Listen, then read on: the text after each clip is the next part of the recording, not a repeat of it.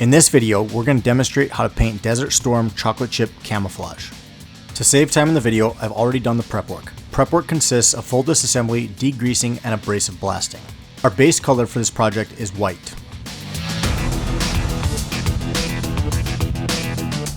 With our base coat cured, we'll apply our first set of stencils. The stencils are available on our website freedomstencils.com or by clicking the link in the description below. Sheet 1 contains our chocolate chips. These are paired in groups of 2 with the main chocolate chip and the outer shadow.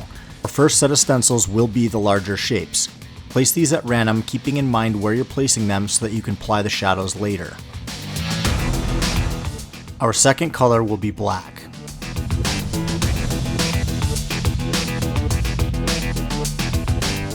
Our next set of stencils will be the shadows. These little arc shapes will correspond to the chips placed in the previous step, and will slightly overlap on the edge.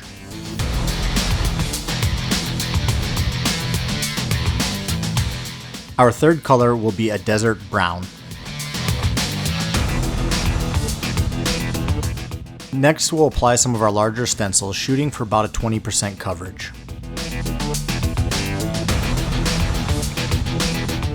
Our next color will be a desert mint or desert green type color.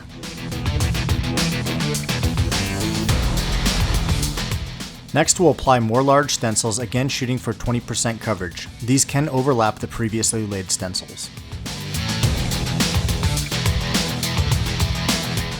Our last color will be desert beige.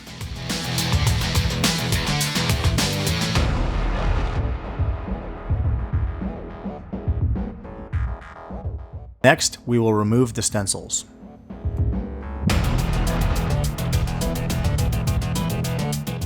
Last, we will distress with some black and fine steel wool.